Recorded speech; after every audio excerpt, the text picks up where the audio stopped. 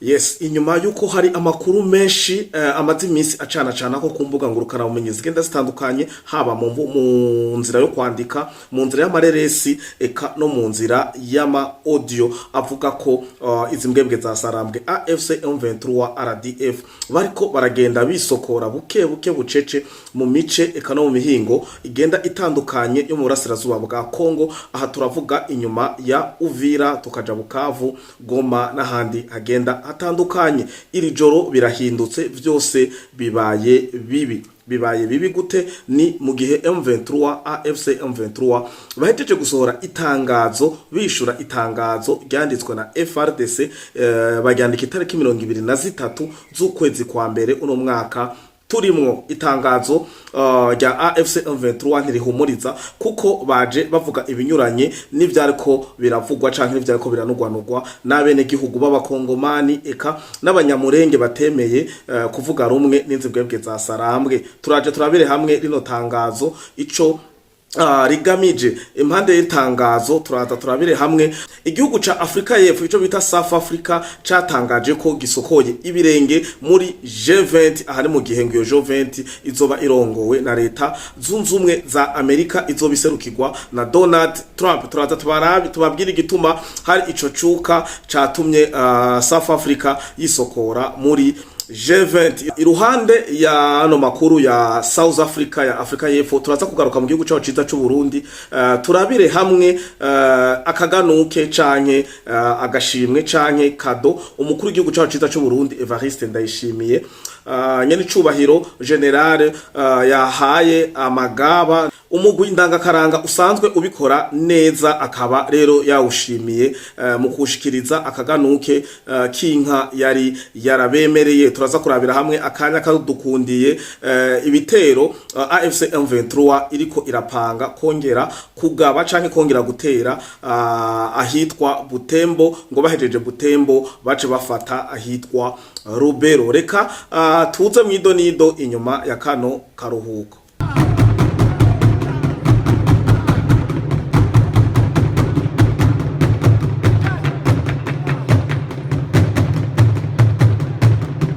Ikaze nongera ndabaramutsa, mwiriwe na mwaramutse bakunzi ba Free Podcast TV. Ndizera ko muguwe neza mu miryango yanyu no mu vyanyu eka no mu banyu. Mwe musanzwe mudukurikira muri mu gihugu cyacu ciza cy'u Burundi, mu karere ka EAC, muri Afrika, muri Amerika, Asia, Oceani eka ni Burayi. Ikaze muri ano makuru n'ubusesanguzi bwo kuri no munsi wa mbere igenekerezo ya 26. Reka makuru yacu tubanza tuyahere hano mu gihugu cyacu ciza cy'u Burundi, aho habaye remise et reprise muri ministère des infrastructures, des logements sociaux, des transports et de l'équipement. Aha naho hakaba habaye ibisikanya hagati y'umushikiranganje asohoka n'umushikiranganje yinjira. Umushikiranganje rero yinjira ni Damien Niyonkuru, ariko umushikiranganje asohoka muri ano mabanga akaba ari Jean-Claude Nzobaneza.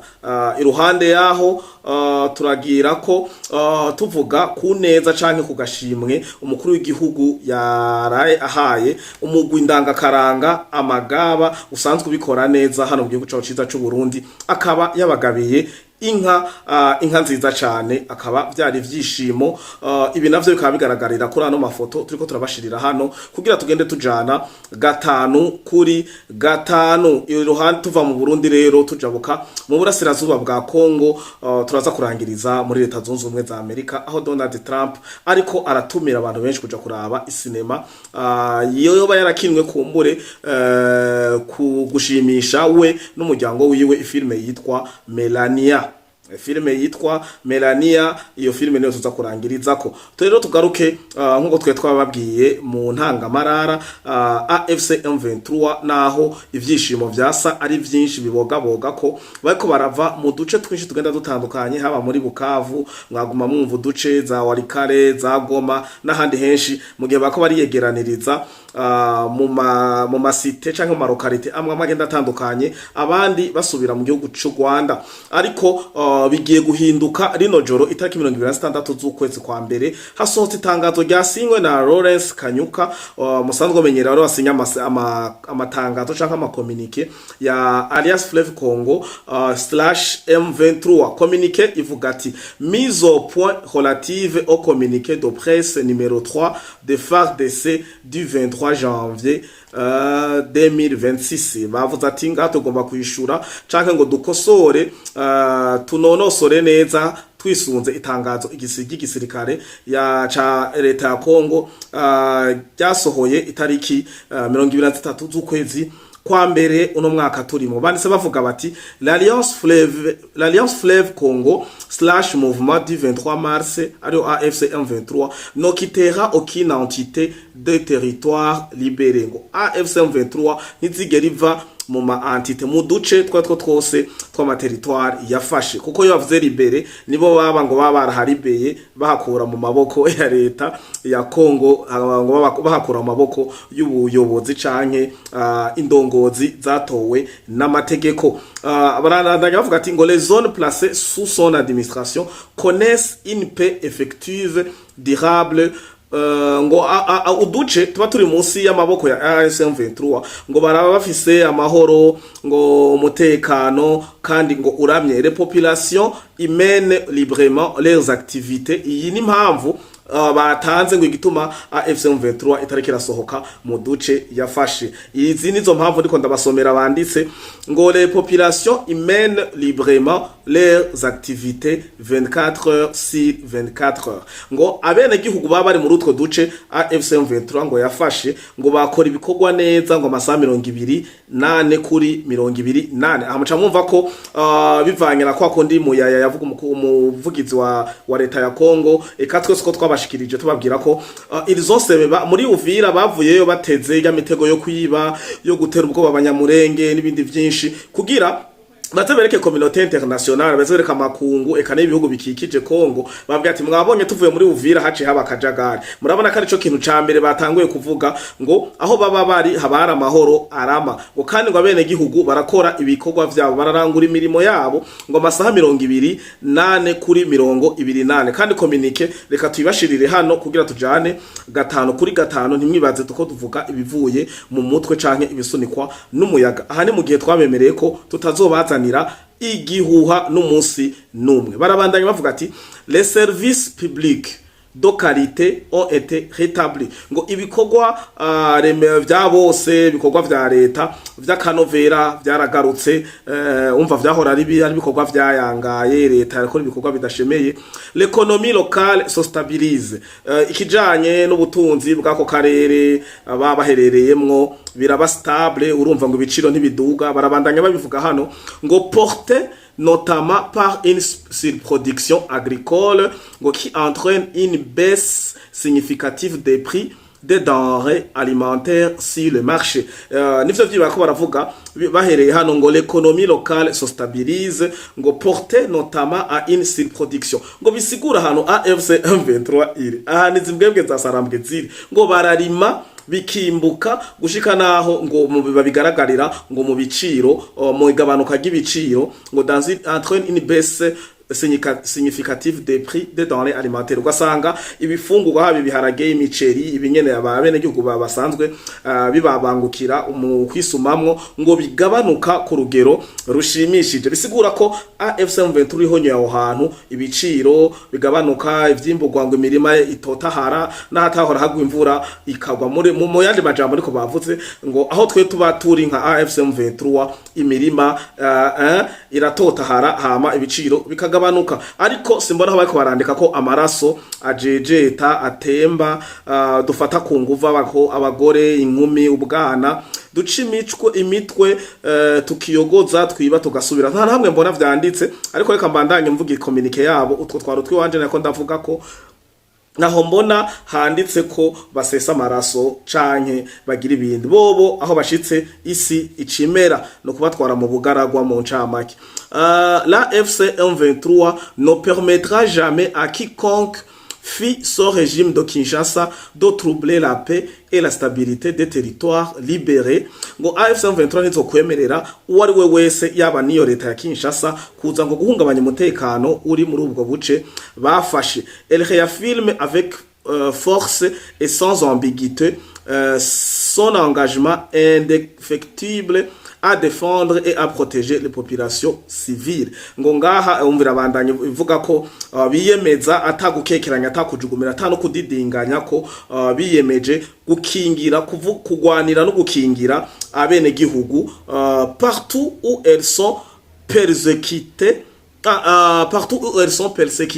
ciblées ou violentées par le régime prédateur et brutal de Kinshasa. Aha rero no ushaka ko doguteba ko gatoyi bamaze kuvuga ati ngo twe twiteguriye kugwanira no gukingira abene gihugu aho baba bari hose ngo peu importe partout où elles sont persécutées aho baba ko baricwa canke bababazwa canke baborezwa igufa ekaba barenganwa canke baba tortira ngo ils sont ciblés ou violents. Haba bakora avuga ati les Congolais tutsi rwandophone haba bashatse kuvuga abanyamurenge n'abandi uko baravuga ati ntituzokwemera tugwanira agateka kabene gihugu cane aho baba ko bararenganwa bicwa bafatwa nabi baba violé n'ibindi byinshi ngo par le régime prédateur et brutal de Kinshasa ngo ibi navyo bavyagiriza ngo leta ya Kinshasa. Le communiqué de FARDC s'inscrit bagarutse rero kuri rya tangazo rya FARDC gitariki 23 z'ukwezi kwa mbere mwaka n'uyu nyene.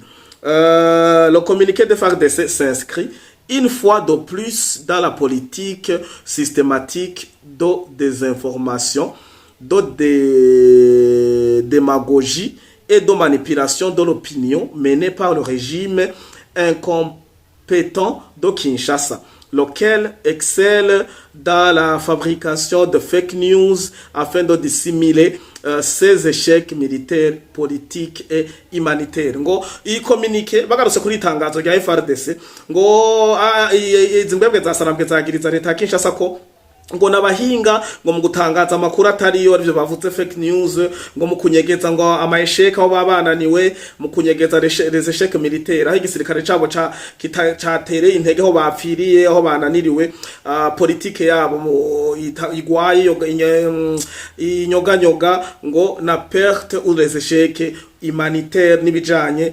n'imibereho n'abene gihugu.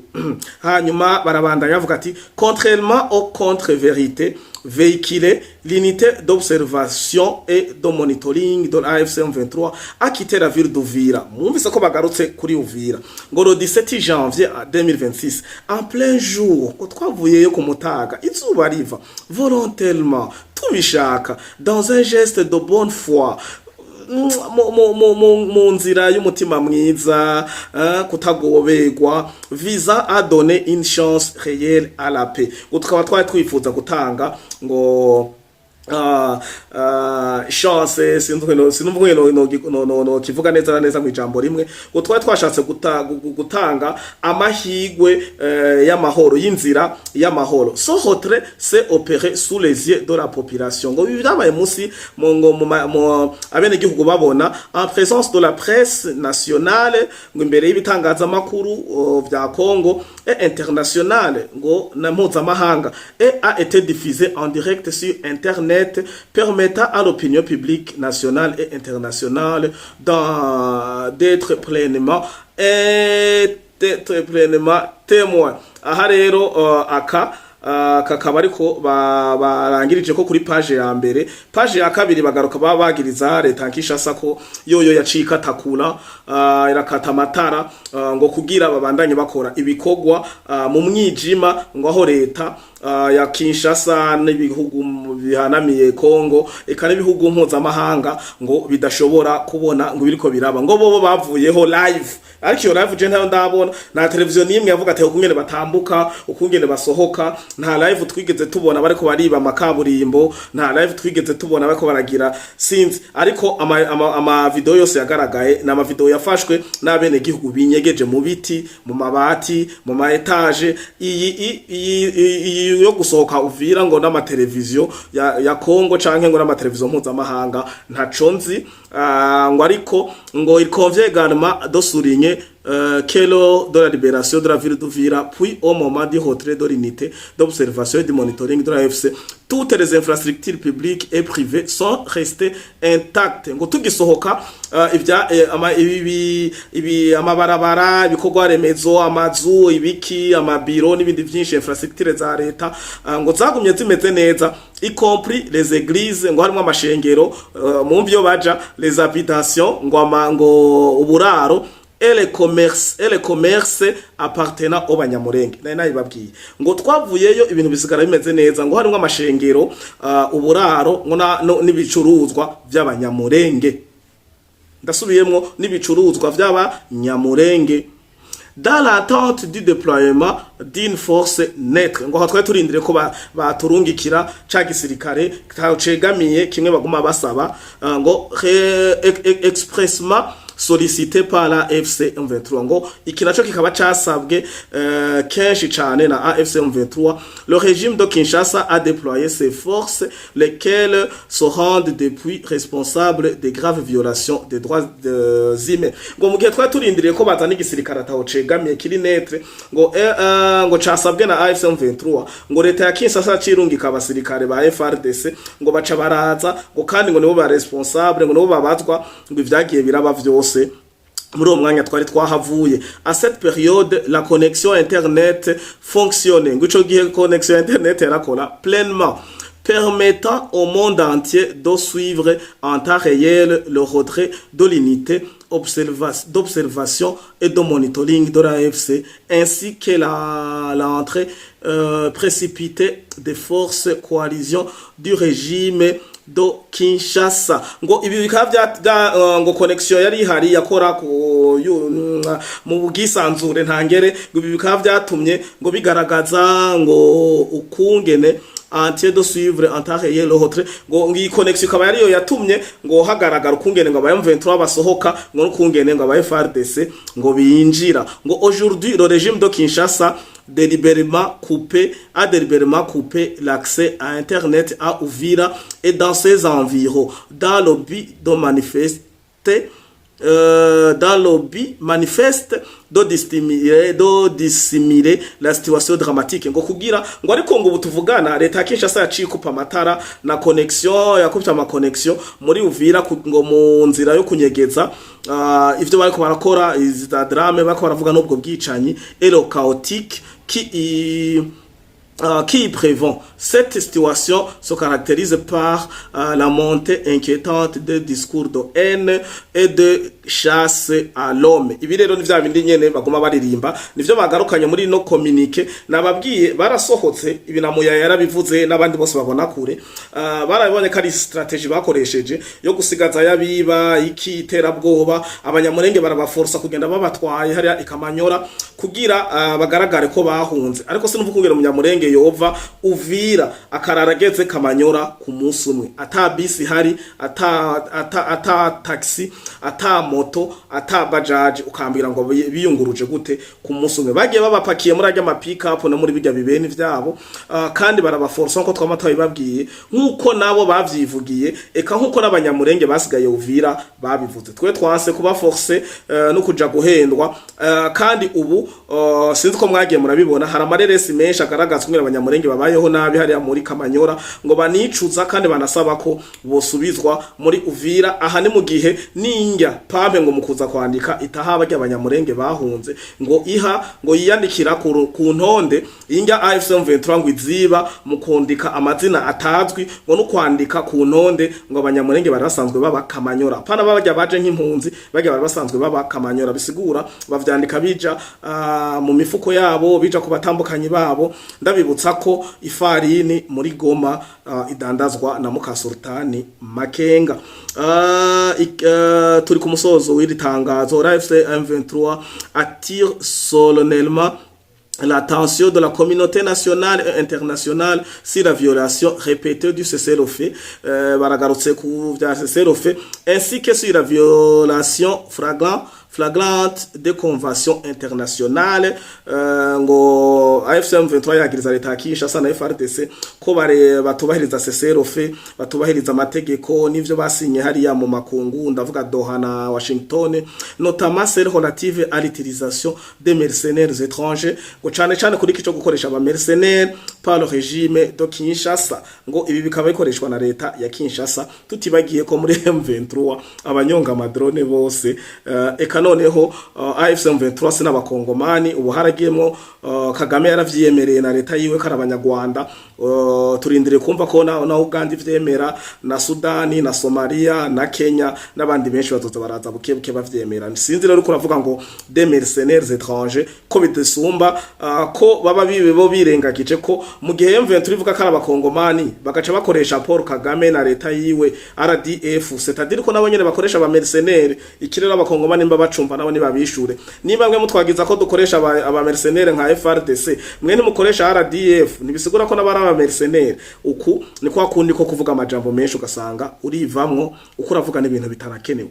Il est profondément indécent et révoltant de voir le régime de Kinshasa se réjouir de son entrée à Uvira, alors que celle-ci n'a été rendue possible que par le retrait volontaire. Ngo birateye n'isoni n'ibintu nyene sinzi baburuza babuza no kungene babivuga, ndiko ndavuga M23 ngo kubona ngo Kinshasa ngo inezererwe ikagira umunsi mukuru ngira bakabaga n'inka n'impene n'iki, ngo kubona baja bashika muri Uvira ngo mu gihe twe twahabihereye. Murumva M23 kungene kirandika ngo c'est rendu possible que par le retrait volontaire, responsable et de bonne foi de AFC M23, effectué dans un esprit d'apaisement et de recherche sincère de la paix. Il y a signé na Kanyuka Rollins, chef de département de la communication wa Alliance Fleuve Congo, vyakorewe Igoma itariki 26 z'ukwezi kwa mbere umwaka n'uyu nyene 2026. Ndabibutse 26 janvier kari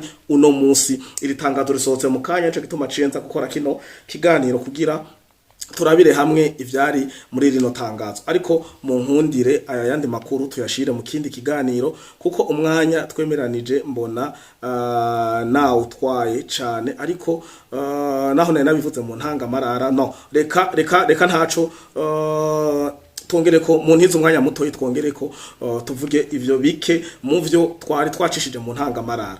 Iruhande ya rino tangazo ridufasha umwanya shimye kuri soma ryose kugira dutahure, kumbure hari abadukurikira hano baranyandikiye ari benshi ngo hari gihe basohora ama communique mu Congereza tukayashirako